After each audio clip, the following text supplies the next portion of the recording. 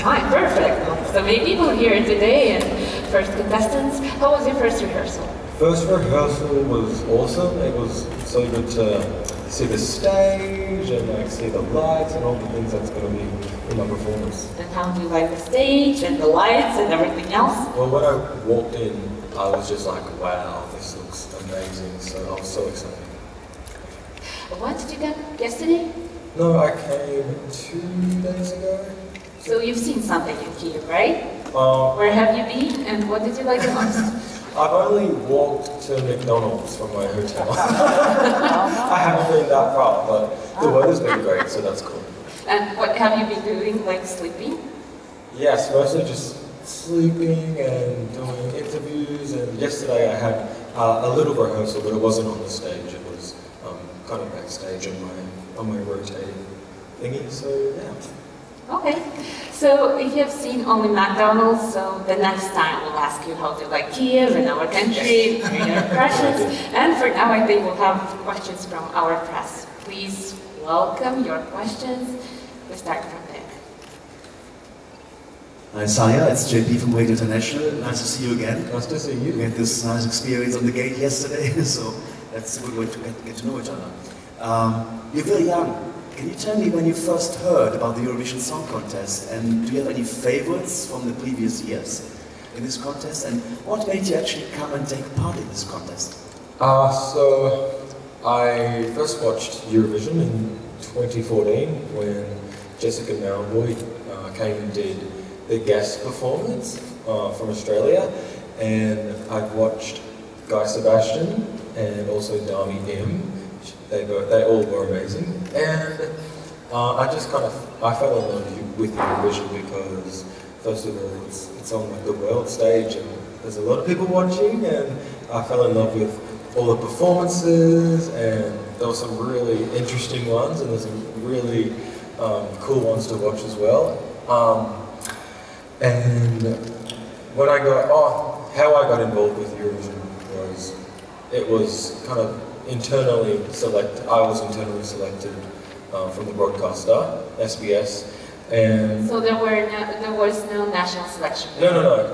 It was like a different way. Decision. Yeah, and yeah, but it's definitely been a massive dream of mine to be a part of Eurovision. So I feel so grateful to be a part of it this year.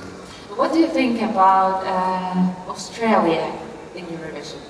I think it's awesome that we get to be a part of it. I know a lot of Australians love watching Eurovision, and everyone really gets really into it. So I think it's awesome that Australia is involved. Thank you. Please. Hi, Isaiah, Alistair from Eurofarm. You mentioned Jessica Malboy, and I think you were touring with her recently. What's she like as a person to work with, and did she give you any advice about Eurovision? So yeah, I did the tour with Jessica Malboy. I was the support act, and I'm sure a lot of my team from Australia can agree that Jess Malboy is one of the most beautiful human beings, and she's so kind, and she's very lovely and so talented. And she did a great job when she was here representing Australia, doing the guest performance. And in regards to advice she gave me for Eurovision, she told me to just stay focused, have a lot of fun. It's a once-in-a-lifetime opportunity, and yeah, just keep your head in the game and just do your best. Thank you. Can you tell us please more about your song, the main message, and basically your performance on stage? Well, the song is called Don't Come Easy, and I think when you first hear it you might think it's about love, which is okay, but with me I think the song is about resilience and never giving up, especially in this industry and in this career. A lot of things don't come easy, and a lot of things don't come cheap. You've got to sacrifice a lot and really work hard. And my performance, like with all the stage and the lights and the pyrotechnics and the revolving stage, I think it's going to be cool, and fingers crossed we'll get a good result. And what did you sacrifice to be today on the Eurovision stage? Well, I was on the X Factor last year and the year before, but it's more what my family had sacrificed for me to travel around from my town to Melbourne. My dad sacrificed a lot of money, and we didn't really have that much money, but definitely sacrificed a lot. And I sacrificed a lot of my time, and my manager has sacrificed a lot of her time. And yeah, it's hard being away from home because I miss everyone back there, but I'm sure they're all cheering for me. Thank you. Do we have more questions, please?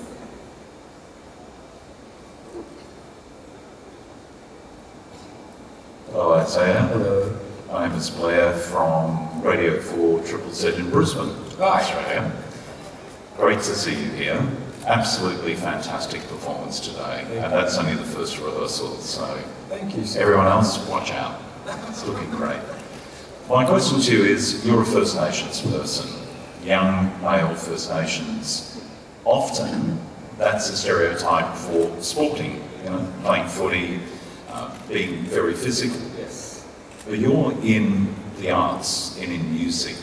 Do you think that what you're doing here will give a chance to break a stereotype and show not only Australia but the world how different everyone can be and how diverse you can be in your performances? Yes, well, I feel really honoured and grateful to be in this position to inspire not only Indigenous but non-Indigenous teenagers and young people who have a dream and may not seem like that dream is fit for them. But I think it also ties in with the motto, celebrate diversity, like coming together, celebrating what makes you special and what makes you unique. I think it's really good, and yeah, I do want to inspire young people to never give up on their dreams, no matter what industry or no matter how big they may seem the dream is. So, yeah.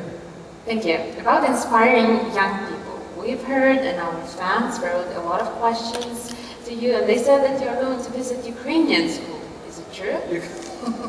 Am I in Ukrainian school? Go and visit? Okay.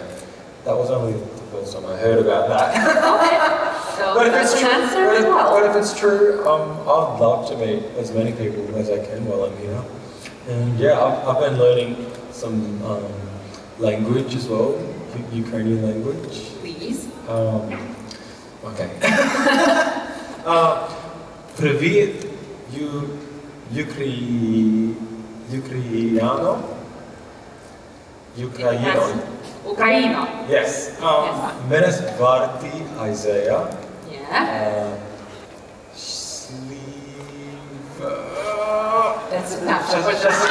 Щасливе бути тут, коло солите за Австралію. I'm happy to be here. Please vote for Australia. Number 3. Sorry, I do my best, but... Thank you. So, please, more questions. Hi, Isaiah, Alistair again. I have a question about meeting people. How did you meet David Jans, and how has he influenced your music? Yes. So, David Jans is my...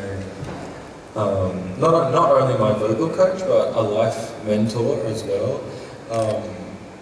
I did a singing competition in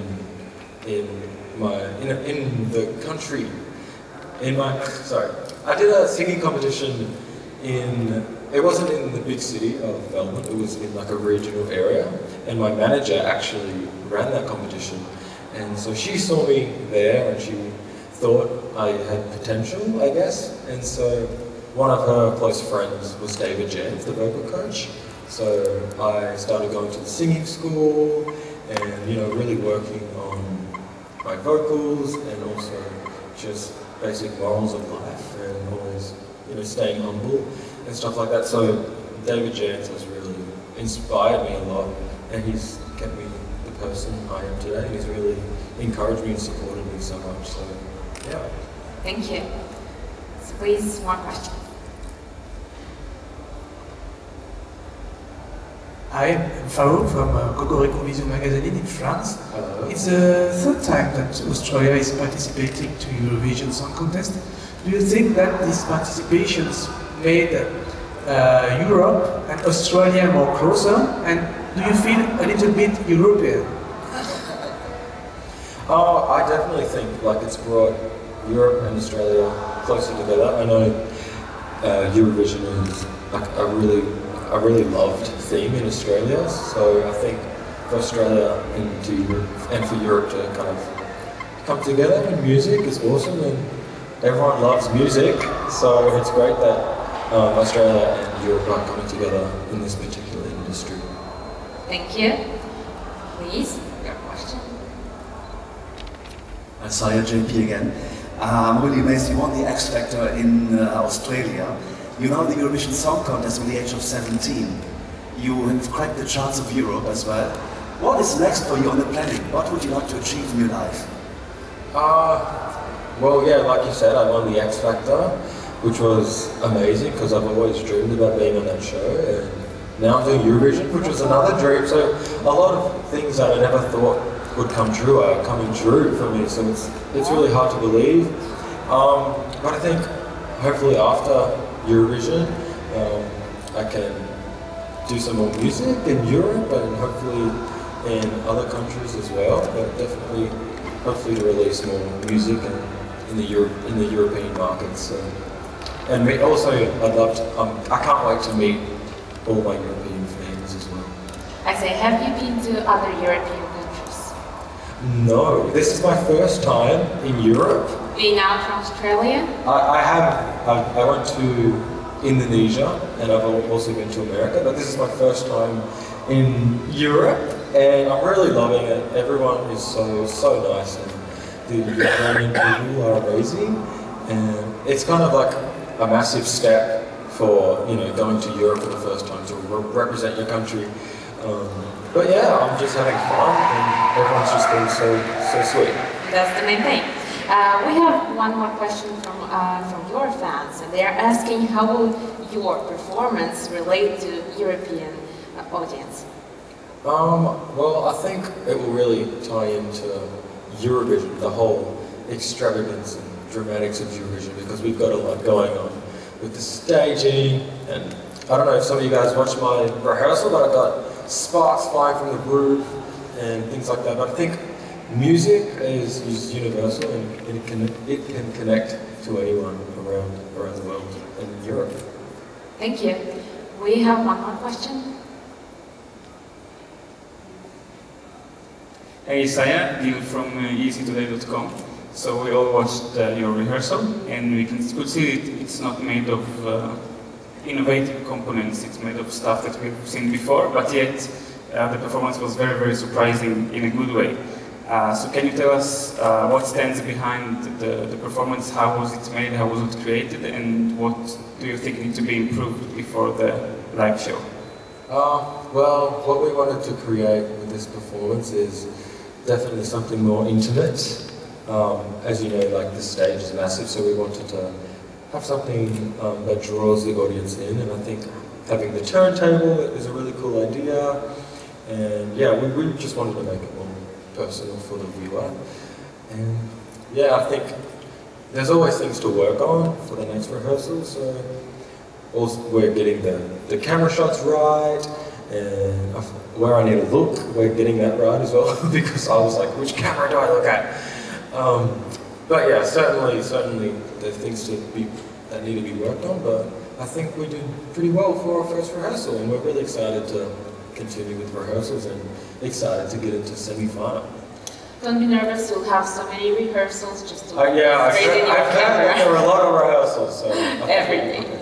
Okay, so do we have more questions? Yes, please, the last one. Yes, hi, my neighbor would like to know a question. Who is your musical inspiration? What type of music are you listening to yourself back at home? Well, there's a lot of people who inspire me musically. Michael Jackson, even Stevie Wonder, Beyonce, Bruno Mars, but I think Mariah Carey has been a massive inspiration for me. Her music tells people that you can never give up on your dreams, and that's something that I want to share with people. Never give up on your dreams. So yeah, and vocally as well. She's amazing. She's an amazing singer. Thank you. So, no questions here. Thank you very much. We wish you good luck. We'll see you here again. Isaiah from Australia. And please